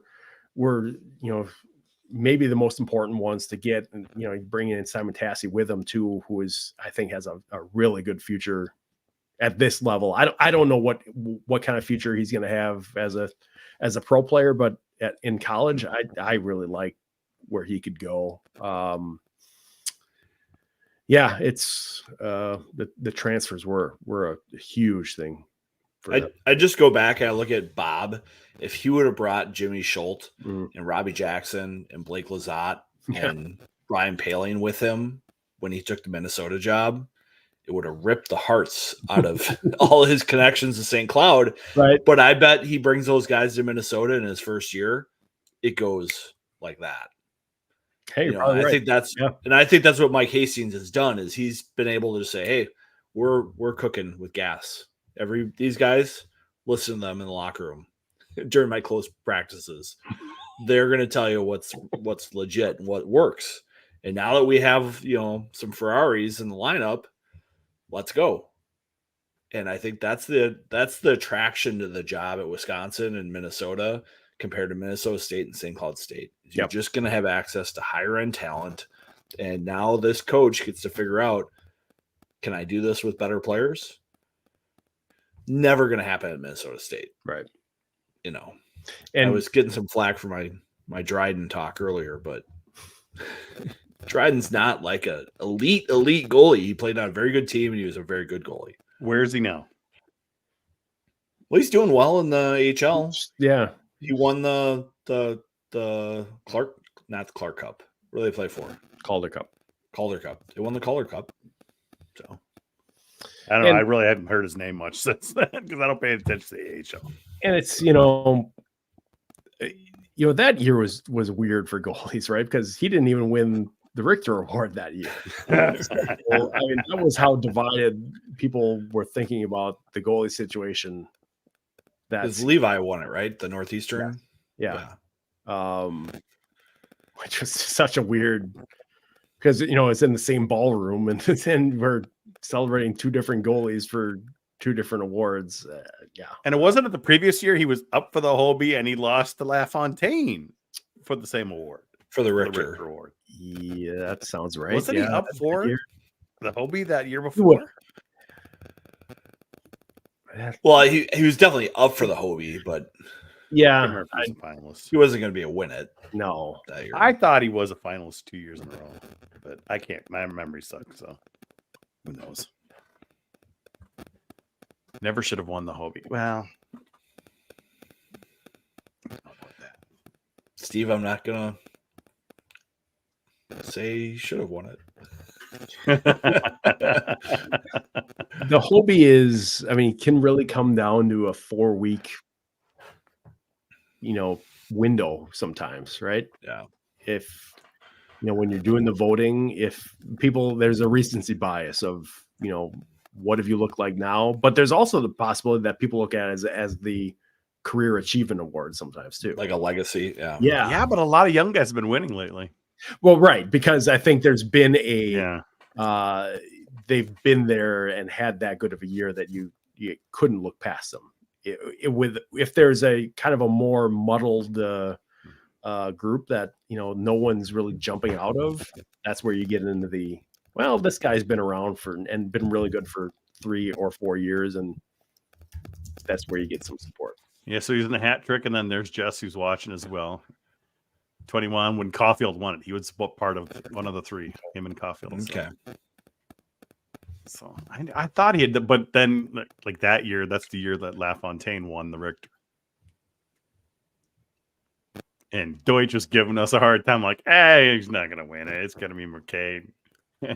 And I just knew he was chomping at the bit on that one week, so especially me. What do you do? But to what you were saying earlier, Viggs, about is McClellan better, or is he just in a better system this year? I think there's a little bit of both. Mm-hmm. You'd imagine. I mean, he is making a lot of in every game there's a couple of those saves that's like, okay, that's the one that he probably shouldn't have made, that pushes guys into that category of like, okay, this is a goal that's winning games for us instead of just kind of holding us in games. Mm-hmm. But seeing what happened last week, where those dangerous chances the number was up so high, and he gave up 9 goals. Yeah, but man, there's some of the guys scoring though are awfully good. You just can't leave them. Like, I mean, you got Nazar. I'm like, my gosh, you can't let him have those opportunities. But he's going to see the same thing this weekend, right? That's where I kind of brought that up at Hastings' availability this week, and he was kind of saying that are you in our coach's room, because that's basically what we're going after him with. But I'm getting accused of that too by Bob. Yeah, I heard we're doing our jobs right. I think I like to think that way anyway. But it just feels like that.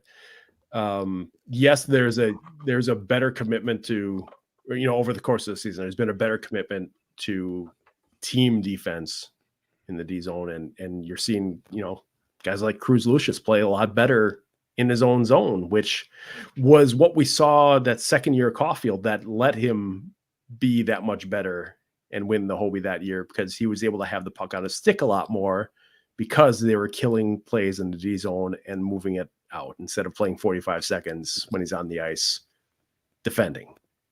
You don't score 30 goals if you're spending, a lot of your shifts on defense. And there's a big difference between your wings, who are always getting beat by the D to pucks along the wall, than a forward who can get to the puck first, protect it, get out, and then get going.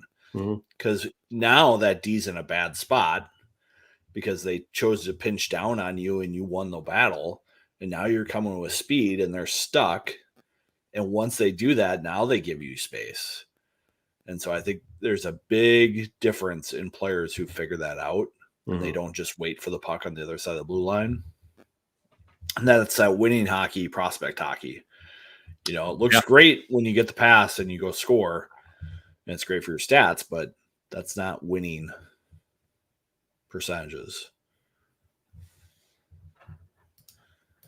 Have you heard any info from people about the CHL, NCAA? When I was at the NCHC Media Day, I talked to a couple of coaches who said this was coming.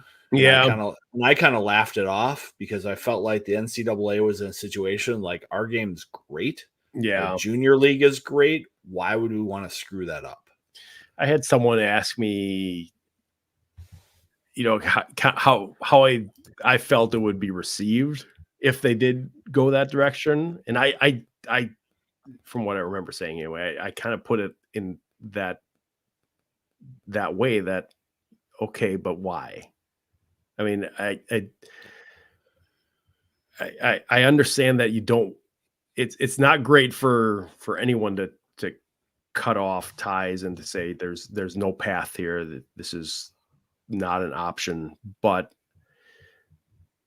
I don't know where that makes college hockey better than it is right now, or it's one of those, you know, what are the unintended consequences of this?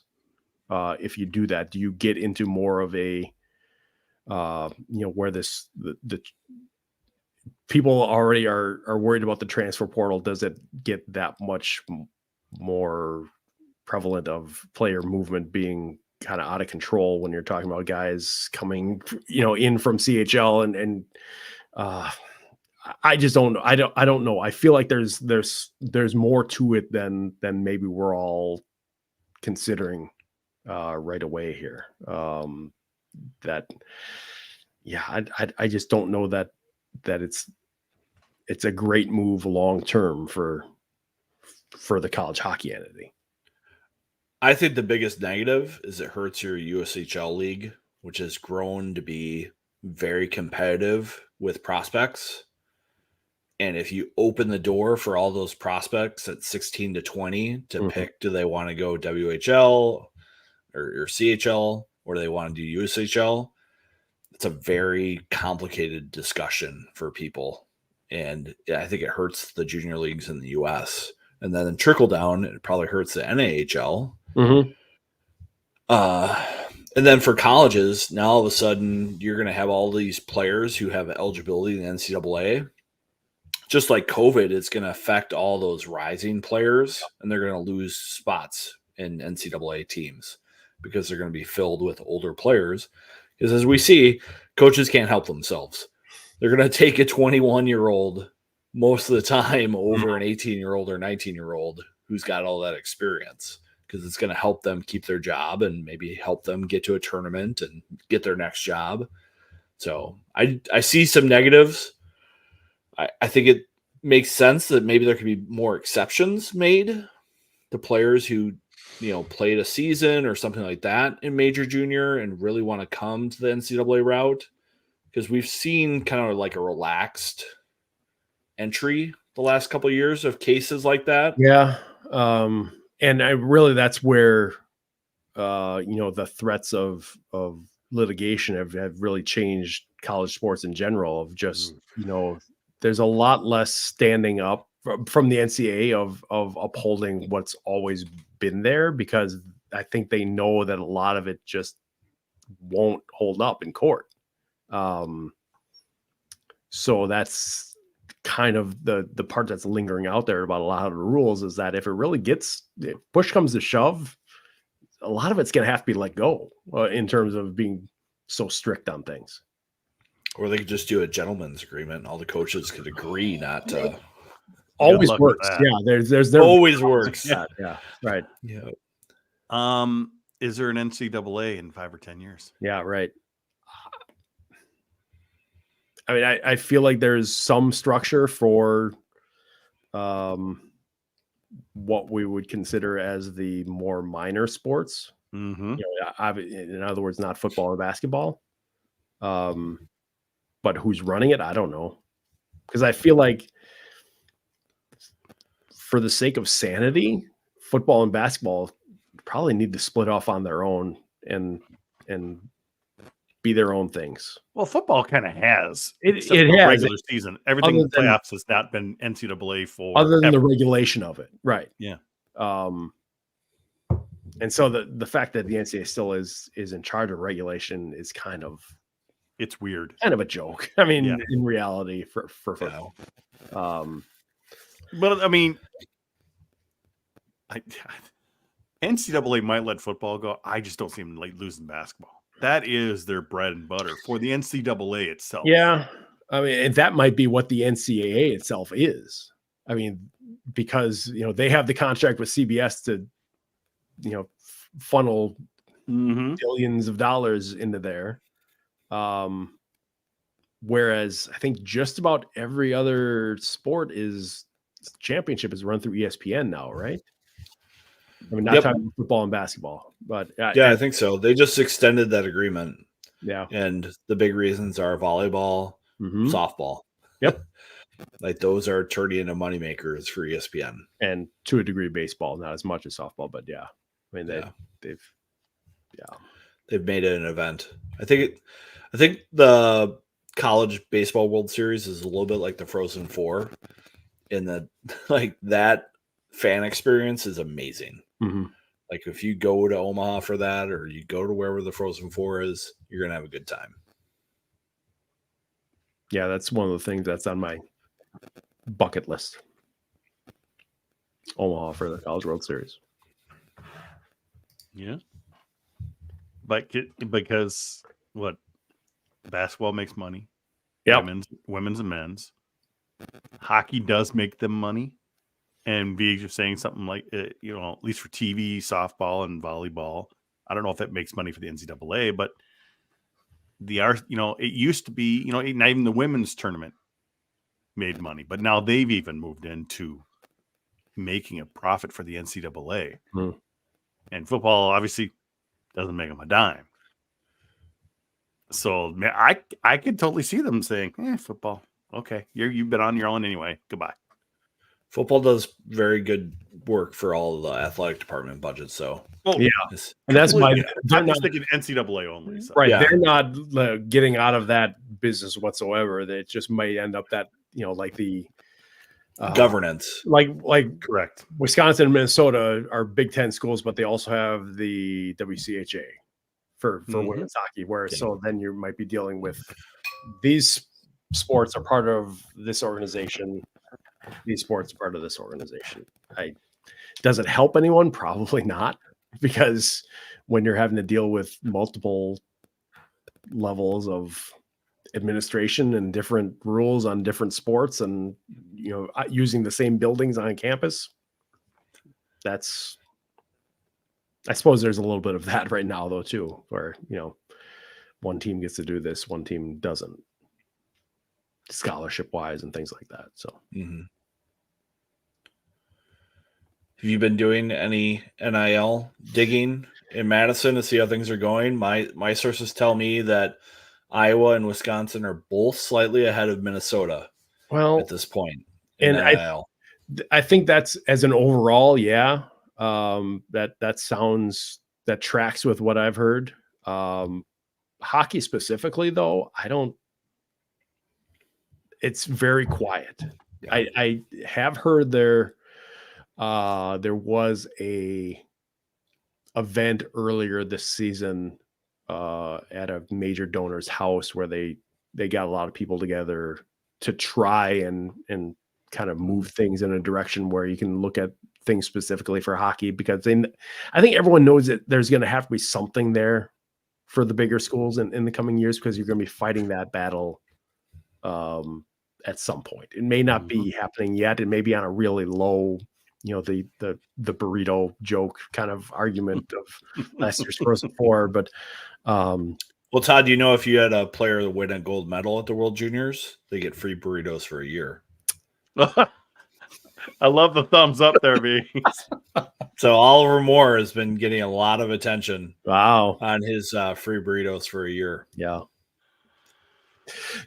So yeah, there's some talk, but I haven't seen a whole lot of action. I haven't seen a whole lot of, deals or anything like that with hockey players around here. It's still a, hockey being a kind of not even really secondary sport. Mm-hmm.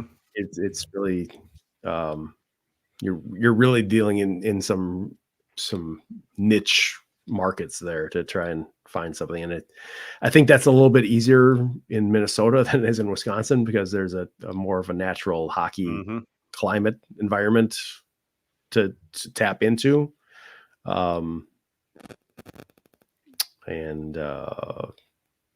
That's not as much the case here. I feel like Minnesota is making progress, but it's slow. Yeah.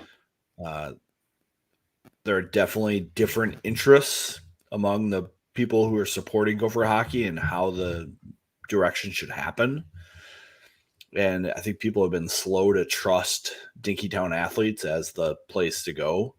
And they are setting up the infrastructure that's helping football. It's helping basketball. And it's been there a little bit for hockey, but it's definitely going to be something that's going to have to grow, because I know the Boston schools are heavy in NIL. Sounds like Michigan State is as well. So like this stuff is going to keep coming up. And I think Bob was very slow to return some phone calls and take action on it last year. And by the end of the season, it was almost too late for some of the guys, and they had to, scramble. But think about who's running those programs at BC, BU, Michigan State. It's, younger guys who are newer in the positions that they've had, right? And so they come in and thinking, well, we've got to be different than everyone else, otherwise, we don't catch up if we're just trying to play the same game as other people are. So I can totally see that being an avenue for those schools to try and eliminate some of the gap that's been there. Not saying that BC, BU really should have a gap between anyone else. I mean, but for a few years there was some, especially at BC, it had fallen off. Not that they weren't getting talent or anything, but the from results wise, it wasn't. Well, they're kind of a prospect school. Yeah, for a while. They're going there to wear the jersey for a year or two and then move on. And that's not how college hockey works. You can't have a program of those guys. It can work in really, really narrow, parameters, right? Did Wisconsin win a national championship in 2021? No, they did not. But they had two really talented prospects who were there and made their mark. So, Minnesota's been doing this for a while and it hasn't worked. So would they have advanced if they played Bemidji State at home that year?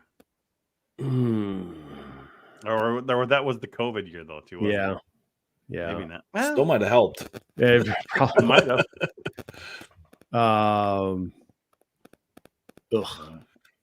That trip was awful. I don't like thinking about that very much, because not even the game, not just that. Anyway, no, that was a weird one. But, I forgot. I was going to say something about NIL, but I lost it somewhere in there. I think the old coaches don't like it. And so they're resistant to even get into it because they just have a philosophical problem with it. Yeah. And that's going to bite them someday. Just, you have to adjust to what's going on. Yeah. Or trust somebody who is more in tune with it to say, I may not like it, but I accept that it's happening. And you know more about it than I do, so this is on you. Yeah. Having an extra assistant now kind of opens up a little bit more delegating maybe in some of these roles. And but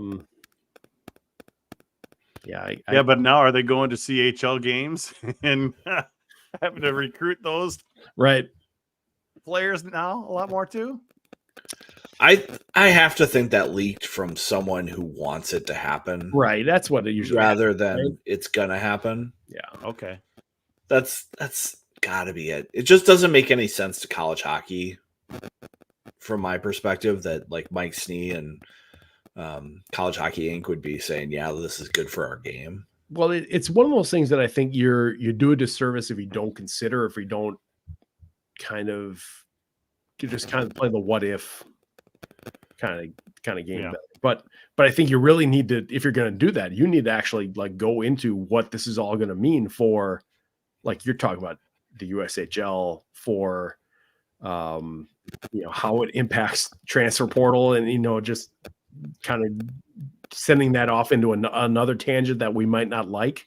You're going to push a generation of players into extra years of junior hockey because you're going to have all these players taking roster spots while they figure it out. And you're going to take away from the American player by opening it to all these Canadians. And that shouldn't sit well with the people that fund College Hockey Inc.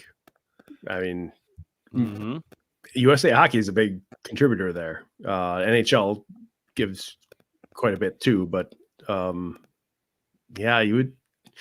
you'd think there might want to be some protection there for the people. North Dakota would love it though. There's a couple NCHC schools who I think would be on board with having major junior players come to them. So probably some CCHA teams too. So yeah, is this kind of like the equivalent of the Big Ten proposal, the modest proposal, quote unquote, of limiting the age? This might be the opposite of that. That's what I'm saying. Yeah, this is the exact opposite. Flipping it the other way on the Big Ten, right? To throw that back at you. So it should be a fun time in Naples. I really think, I was talking to Schlossman about this. It's like, I think we need to find a way to get us all down there just so we can all talk to all these coaches and figure it out. Get them on record, hold their feet to the fire, make them answer questions. I hope that and you were saying that even about the whole proposal. I mean, during the season, they should be asking the Eastern coaches what do they think about maybe mix up the regionals, because there's not going to be anybody in Florida to hold their feet to their fire. Even the East Coast media hold those schools to the fire about potential changes in the regional. I was happy that Adam asked Pecknold about it when he was on his show this week. It's like, I just hope that every coach that comes on those shows gets that question just so we can hear what they have to say about it. I don't care if they agree with me or not. I just want to understand it. And I do think what's best for college hockey should come first rather than what's best for me. And I know, Todd, there's lots of other things in college hockey that aren't done that way. We have these independent schools that have added hockey that don't have conferences. We've got the Alaska schools that are struggling. I think there should be some buoys thrown out to them to help them along. There's things that teams can do to help that. Minnesota scheduling a series with Robert Morris and giving them a guaranteed check. I think that shows Bob cares about college hockey. He brings in these schools and gives them that guarantee. Not all schools give guarantees to teams coming to play them. He figures out a way to make that happen. I think that's important. He values playing Bemidji and Minnesota State and these other schools. Yeah, I'm sure we'll see Augustana here at some point coming to Mariucci and getting a guaranteed check. It's good for the game. Yeah, I don't know what it would take to push the NCAA to finally make a decision there, because it's not, From what I understand, it's not just the current members of the committee that would make a decision like that on regionals. I think that would have to go up a level into administration. I Championship. feel like it can. Okay. It can, either the coaches can do it at Naples in their coaches meeting. Yeah. Or like the modest proposal was going to go from the NCAA down. But yeah, that was the whole, because the Big Ten has voting rights. Yeah. At that level. But it didn't have to go through the entire membership of the NCAA. But at that level, Big Ten controls the votes. Yeah, except that I feel like that someone was able to rally enough people from like the people that don't have Big Ten voting rights were able to get into the ears of just random NCAA members that do have voting rights to be enough to shout it down. And I got the feeling that Don and the rest of the Big Ten guys are just like, we don't want to have this fight, but we could make it happen if we want to. And we're disappointed that you don't think it's a good idea, and we're going to drop it, but we could have forced it if we wanted to. That's the impression I got. Push the money aspect. Because I don't think it's great for kids to go play 3-4 years of junior hockey, you know. Yeah, I think there would be everyone would be in a better position if there was a more if the guardrails were a little more controlled there in juniors, in the flow from juniors to college in terms of when it happens. Where you wouldn't, because we've had a lot of guys that have been strung along for years by coaches, only that then after their last year of junior say, no, we don't really have a spot for you. Is that what happens when you offer 45 guys a spot? When you have a full page and a half of committed recruits? Yes. Oh boy. You start thinking this would load faster if we split it into 2 pages. Probably just. Can we finally take out the ones that have signed? Yes. Okay. I think we can finally do that now. That gets us down to 28. Yeah.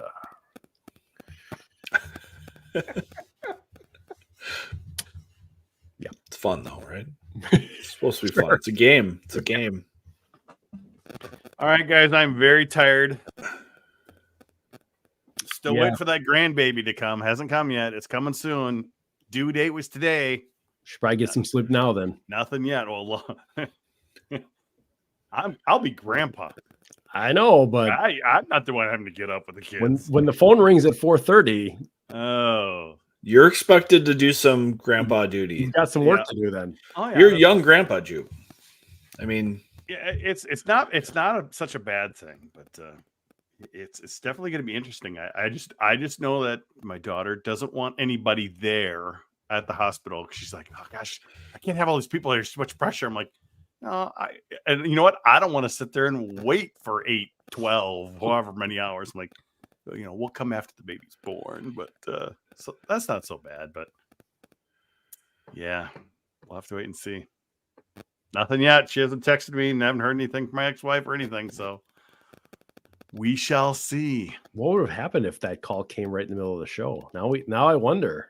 Well, the thing is, it's a hospital. Visiting hours, we couldn't have even gotten in the hospital. Yeah. Okay. Pretty much only the people who are already there and the father would be able to get in, because that's how hospitals are. You just can't go any time of day now. So, but I haven't even gotten a text about anything like either labor or anything like that. So just enjoy it. All right. Exactly. Yeah. Exactly. It'll definitely be fun. So it's not so bad being a young grandfather, even though I've got the grandpa hair. Thank God. It's so white. All right, you guys got anything else? Thanks, live crew. We had like 70 live at one point. That was great. We went live and it instantly went to 40 or 45 people. That's people waiting on YouTube for us to go live. So that we've got a great crew here. Still 41 people watching live. Yeah, I did see it jump up to 75 a couple times. Yeah. I was almost going to mention that see. during the actual show. I'm like, boy, they were on right away tonight. So Todd, you just bring in the crew. Hey, you do. yeah. We had the Bemidji guy here. So yeah. We had Lucas. Lucas. Yeah, I is a hope Lucas Bemidji didn't guy. mind my shot at the CCHA that I took. Yeah.